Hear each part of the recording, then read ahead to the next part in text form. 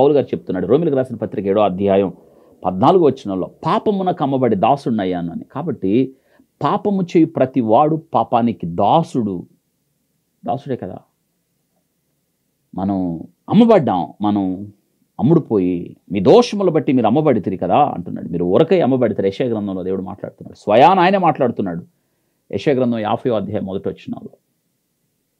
కాబట్టి మీరు అమ్మబడ్డారా? ఎవరి చేతుల్లో ఉన్నారు? సాతాను చేతుల్లో ఉన్నారా? పాపానికి దాసులయ్యారా? బందీలయ్యారా? రాలేకపోతున్నారా? కారణం ఏంటి? ఆలోచించండి. ఒక పాపంలో జీవిస్తున్న ఒక ఆమె, నాకు తెలీదు ఆమె ఆ స్థితిలో ఉందని.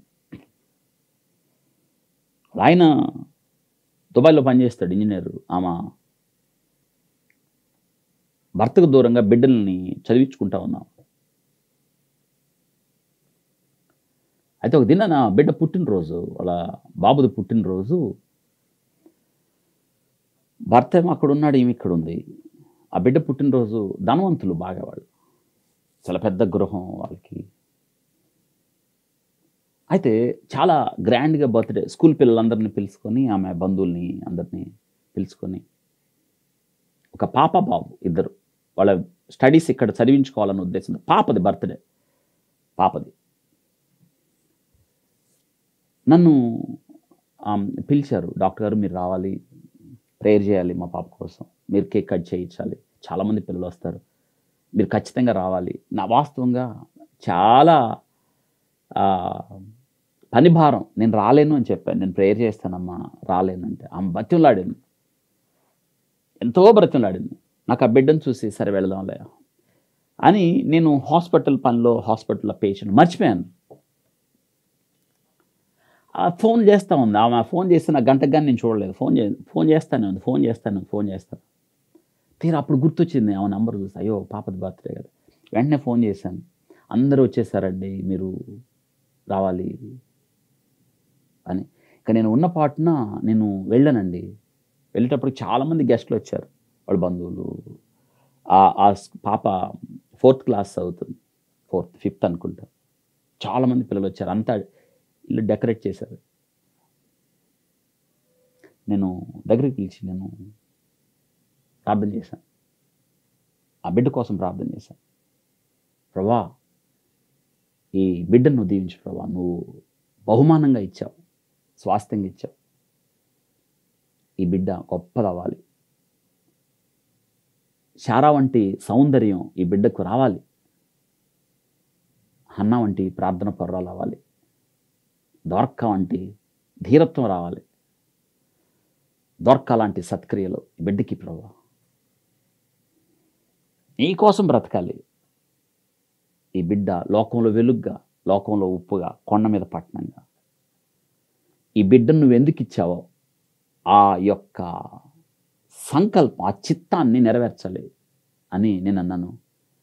ఈ బిడ్డ జీవితం ఆ తల్లిలాగా గొప్పగా ఉండాలి అని నేను ప్రార్థన చేశానండి. తల్లికి తగిన బిడ్డగా మీరు ఈ బిడ్డను దీవించు అన్నప్పుడు వాళ్ళ అమ్మ ఏడ్చిందండి. ప్రార్థనలో పెద్దగా ఏడ్చింది, దుఃఖపడింది, ప్రార్థనలో ఏడ్చింది. ఆమంది, నాలా నా బిడ్డ అవ్వద్దు, నేను కోరుకోవటం లేదు, I'm not at all good, నేను మంచిదని కాదు. నేను ప్రార్థన ముగించాను, కేక్ కట్ చేశాను, ఆమెతో మాట్లాడాలనిపించింది, ఆమెను పిలిచాను. దుఃఖం అయిపోయింది, గుండె పగిలింది ఆమెకి. ఆ ప్రార్థన ఆమెలో కన్నీటి ఓటలు నింపాయి. నేను పిలిచాను, పక్కన కూర్చోబెట్టుకున్నాను, వాక్యంతో గద్దించాను. నమ్మకం, నీ భర్తకు మరింత నమ్మకం ఉండాలమ్మా. దేవుడు చూస్తున్నాడు.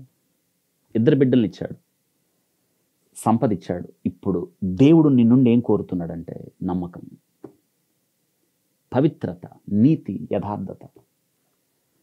ఒక తల్లివి నువ్వు, జ్ఞానవంతురాలు ఇల్లు కట్టుకోవాలి, యోగ్యురాలు భర్తకు కిరీటం, యెహోవా యందు భయభక్తులు కలిగిన స్త్రీ కొనియాడబడను. చూసావా, నీ మనస్సాక్షి ఎలా గద్దించిందో. నీ బిడ్డకు నువ్వే కదా మార్గదర్శివి. అలాగా నా బిడ్డ జీవితం అవ్వద్దు అన్నావే, అది దేవునికి తెలుసు. నువ్వు మారాలి ఇప్పుడే. ప్రభు వైపు తిరుగు, పశ్చాత్తాపడు. నీకంతా తెలుసు. ప్రభు నీ జీవితంలో నమ్మకత్వాన్ని కోరుతున్నాడు. అవును, నీవు జారిపోయావు, చిక్కుబడ్డావు.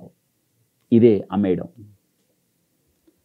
పాపములో చిక్కుబడిపోయినామా, ఇదే పాపమున కమ్మబడ్డం. బయటికి రాలేకపోతున్నావా? నా తండ్రి, నేను బయటికి రాలేకపోతున్నాను. చాలాసార్లు వాక్యం విన్నప్పుడల్లా నాకు చచ్చిపోయేంత దుఃఖం వస్తుంది. నేను అన్నాను, నువ్వు బయటికి రావాలి, వస్తావు, నువ్వు రాగలవు, ప్రభు సహాయం చేస్తాడు. రావాలి అన్న ఆశ నీకున్నప్పుడు ప్రభువుని అడిగినప్పుడు ఆయన సహాయం చేస్తాడు. ఆ రోజు ఆ బర్త్డే రోజు ఆమె తన పాపం ఒప్పించబడి, తను ఏ పాపమునైతే చిక్కుబడిపోయిందో, ఏ పరిస్థితుల్లో పాపమునకు అమ్మబడిందో, నేను చెప్పాను, క్రయధనము చెల్లించాడు ఆయన. నువ్వు తేలిగ్గా బయటకు వచ్చేస్తావు. రుణపత్రం లేదు, సిలువ కొట్టేశాడు మేకులతో. ఇంకా నువ్వు బయటికి రాగలుగుతావు. ఆయన్ని వేడుకుంటే చాలు. లేపు ప్రభు, నన్ను లేవనెత్తు ప్రభు. ఈ వాక్యం వింటున్న నీవు కూడా చిక్కుబడిపోయావా? ఎక్కడ? పాపమునకు అమ్మబడ్డావా? ఎందుకు? ఏ పరిస్థితుల్లో అమ్మబడ్డావు? ఎందుకు అమ్మబడ్డావు? ఎక్కడ చిక్కుబడ్డావు? దేవుడు నీతో మాట్లాడుతున్నాడు. బయటికి రండి.